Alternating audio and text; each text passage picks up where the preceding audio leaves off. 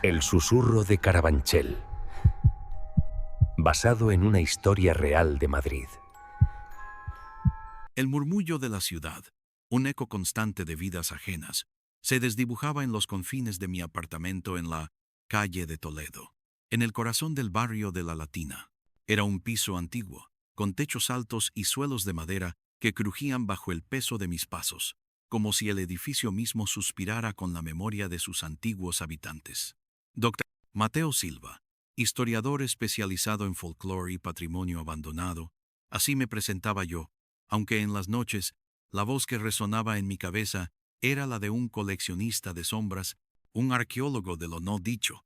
Mi última obsesión, mi último pozo sin fondo, había comenzado con un expediente polvoriento en los archivos de la Comunidad de Madrid. Los registros fragmentados de un antiguo centro, conocido localmente como el antiguo Hospital Psiquiátrico de Carabanchel Alto. Los primeros indicios fueron sutiles, como el primer escalofrío en una habitación que antes se sentía cálida. Recortes de prensa amarillentos hablaban de un hospital pionero en su tiempo, pero también de una serie de incidencias desafortunadas. Desapariciones inexplicables de pacientes, brotes de histeria colectiva entre el personal y, lo más perturbador, una alarmante tasa de mortalidad atribuida a complicaciones naturales que, bajo una lupa más crítica, parecían sospechosas. Había una frase recurrente en los viejos informes médicos, escrita a mano con tinta descolorida: el mal no reside en la mente, sino en la piedra misma. Una locura arquitectónica, pensé al principio, una metáfora para el deterioro de un sistema. Pronto entendería cuán literal podía ser la piedra, cuán profundamente la piedra podía absorber y reflejar la miseria. Mi investigación me llevó a pasar horas sumergido en microfilmes, entre la peste rancia del papel viejo y el zumbido monótono del proyector. Fue en una de esas tardes, en la Biblioteca Nacional de España, en el Paseo de Recoletos, cuando la primera anomalía sensorial me asaltó. El aire, que hasta ese momento había sido constante, denso, y con el familiar olor a libros y polvo, se enfrió de repente, un frío que caló hasta los huesos, aunque las personas a mi alrededor parecían ajenas. Un susurro, tan tenue que creí haberlo imaginado, rozó mi oído izquierdo. «No busques», pareció decir. O quizás fue el roce del viento contra una ventana mal cerrada en un piso alto. Deseché el incidente como fatiga, una alucinación pasajera inducida por el agotamiento, pero la sensación de ser observado, una punzada persistente en la nuca, un cosquilleo frío bajo la piel, no me abandonó. Se aferró a mí como una garrapata invisible, extrayendo mi tranquilidad. Los días se transformaron en semanas. Las semanas en un mes de obsesión silenciosa. Mi apartamento, antes un refugio, un santuario de calma en el corazón de la ruidosa ciudad, comenzó a sentirse como un observatorio, un punto focal para una presencia que se extendía mucho más allá de sus... De noche, mientras transcribía mis notas con la luz solitaria de mi flexo, los crujidos habituales del edificio se volvían más nítidos, más intencionales, como si pasos lentos y arrastrados recorrieran los pasillos invisibles más allá de mi puerta. El tic-tac del reloj de pared parecía sincronizarse con un pulso ajeno, irregular, a menudo acelerándose, cuando el frío se hacía más intenso. A veces juraba escuchar un rasguño suave en la madera detrás de mí, como si algo intentara arañar su camino desde las profundidades de la pared, un intento desesperado por salir o por entrar. Encendía todas las luces, revisaba las ventanas, los armarios, incluso los rincones más recónditos bajo la cama. Nada, solo el eco de mi propia paranoia en el silencio que se volvía cada vez más denso, más opresivo. El miedo, en su fase incipiente, es un perfume sutil, un cambio imperceptible en la presión del aire, una vibración casi inaudible que solo los sentidos más agudizados pueden detectar.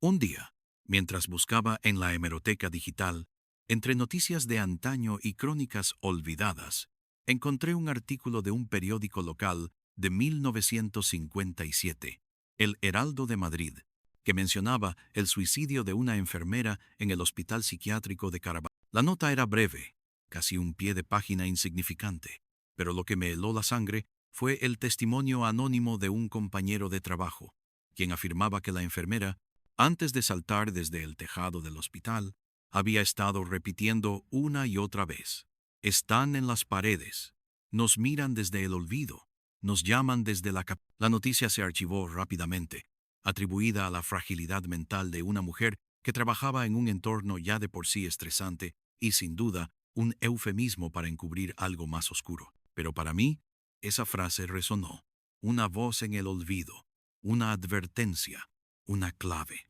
La obsesión, como un hongo parásito, había echado raíces profundas y venenosas en mi intelecto.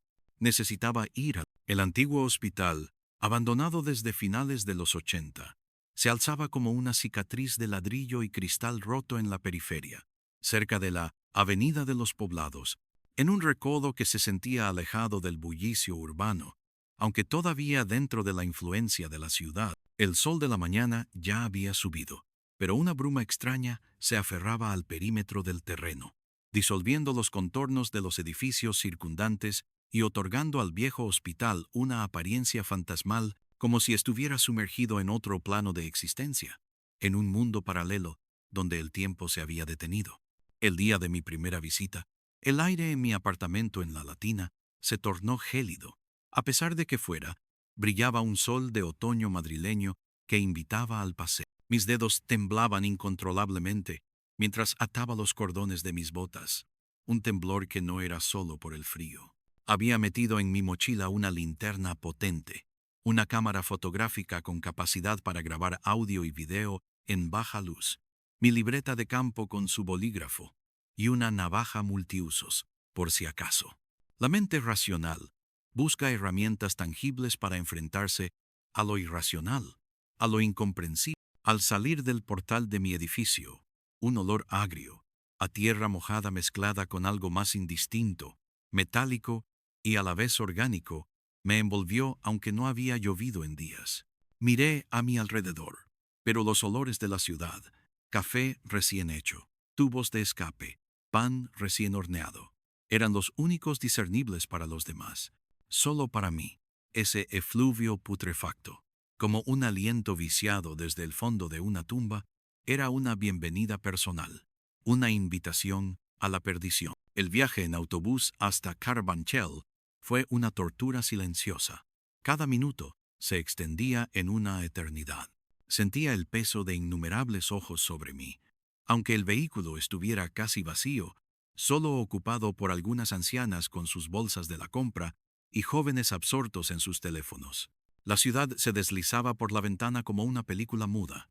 El bullicio de los mercados de La Latina, las calles estrechas y empedradas del centro, los edificios barrocos y señoriales, pero mi mente ya estaba en el hospital, en sus pasillos silenciosos, en las historias que guardaban sus muros desmoronados. Cada parada, cada frenazo brusco del autobús, cada golpe de la silla de ruedas plegable de una anciana, me sobresaltaba, me erizaba el vello de la nuca. El miedo ya no era un murmullo, era un acorde sostenido, grave y resonante, una vibración constante bajo. Al bajar en la parada más cercana a la Avenida de los Poblados, el sonido de los coches, que antes era una melodía constante y ruidosa de la vida urbana, se desvaneció casi por completo. Una quietud extraña, antinatural, había reemplazado el ajetreo habitual. El hospital se erguía frente a mí, imponente y desolado, sus siluetas recortadas contra un cielo plomizo, sus ventanas rotas, como cuencas oculares vacías y hundidas, parecían observarme con una mirada inmemorial, penetrando hasta lo más profundo de mi ser. La hiedra salvaje trepaba por sus muros de ladrillo rojizo, abrazándolos como una piel enferma, una costra verde y marrón, que intentaba sin éxito ocultar su decadencia. El viento, que antes había sido una leve brisa otoñal, ahora silbaba con un tono agudo y desolador, como un lamento ancestral, un coro de voces ahogadas que se elevaba desde las profundidades de la tierra. La entrada principal estaba tapiada con bloques de cemento y planchas metálicas oxidadas, pero una sección del muro perimetral, hecha de bloques de hormigón, había cedido, creando un hueco por el que apenas cabía un hombre, un agujero oscuro y profundo. Respiré hondo. El aire era frío y rancio, y me deslicé a través, notando cómo el aire dentro del recinto era aún más helado, a pesar del sol que intentaba abrirse paso entre las nubes dispersas. La tierra bajo mis botas se sentía diferente, como si estuviera empapada de una humedad que no provenía de la lluvia, sino de algo más profundo, algo corrupto. El olor a moho, a óxido y a decadencia era abrumador, mezclado con ese dulzor nauseabundo que ya reconocí. Los primeros pasos dentro del complejo fueron tentativos, mis músculos tensos, mi corazón latiendo como un tambor frenético contra mis costillas. La vegetación había crecido salvajemente, ocultando senderos y patios interiores, transformando el lugar en una jungla urbana olvidada. Árboles con ramas nudadas y retorcidas se alzaban como esqueletos gigantes que arañaban el cielo. El silencio era casi absoluto, un silencio cargado de expectación, roto solo por el crujido de las hojas secas bajo mis pies y el constante zumbido bajo en mis oídos, que no era el de los insectos, sino algo más profundo, vibrante, una frecuencia que no podía identificar.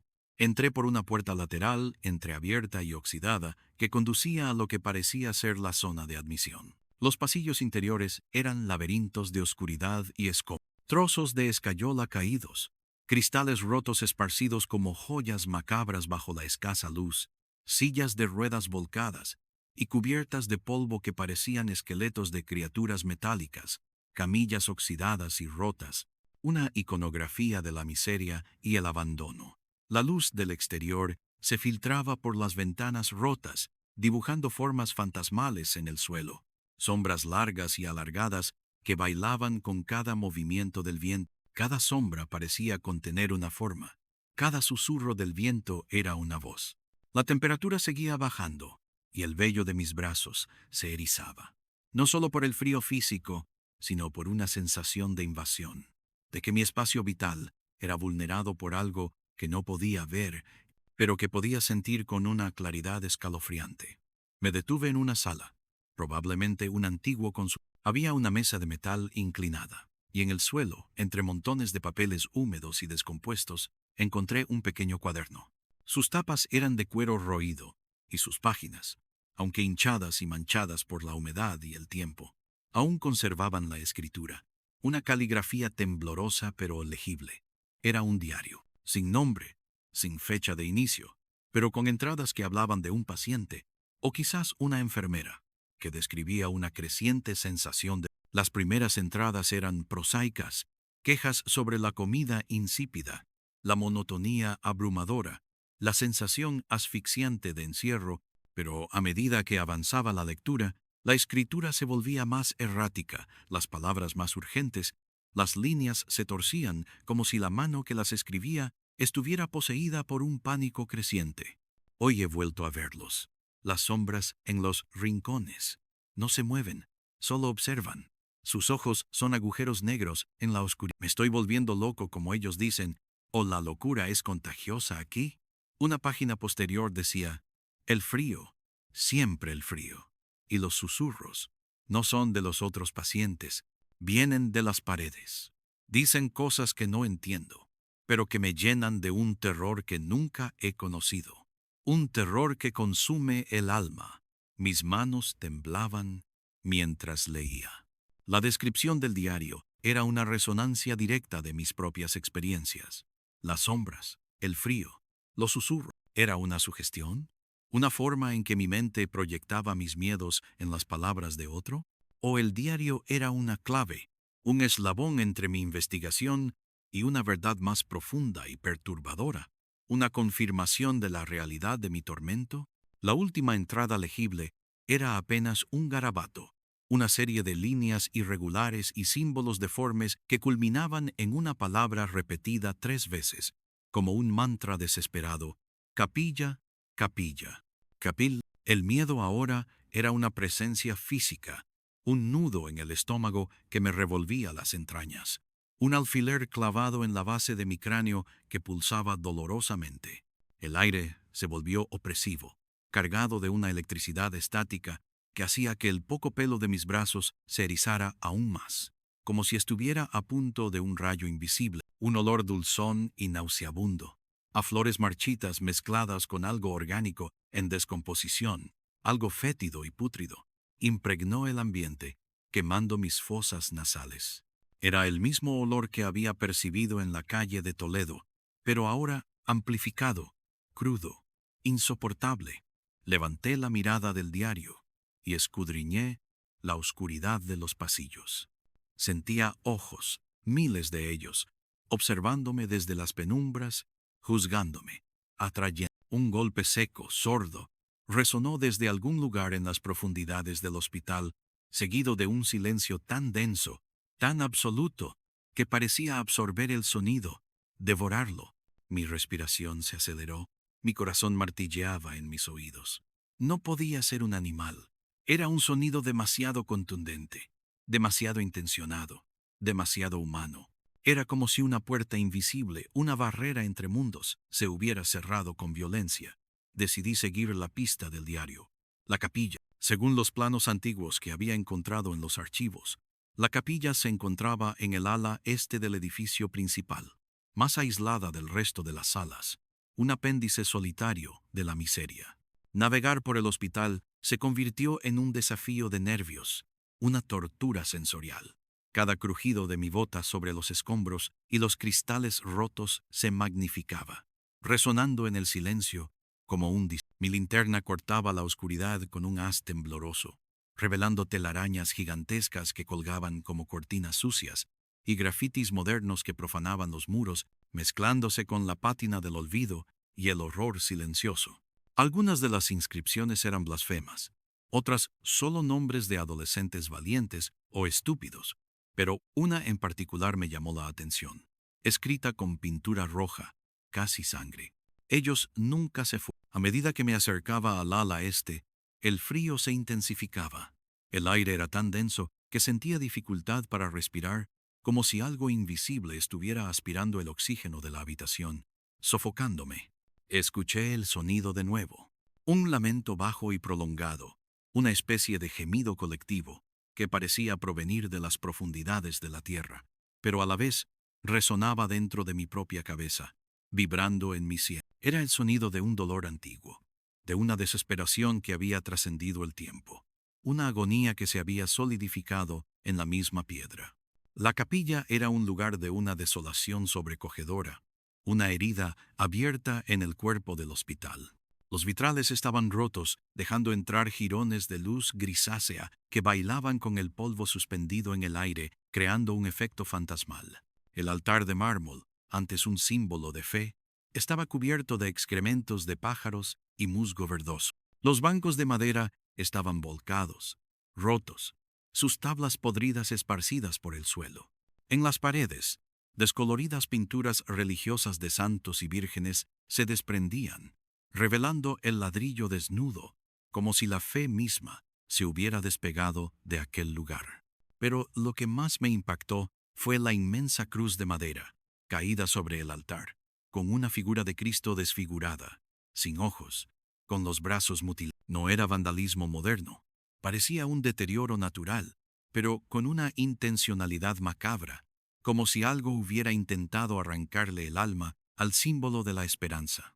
En el centro de la nave, el suelo de baldosas estaba roto, como si algo hubiera intentado salir a la fuerza desde abajo, fracturando la piedra.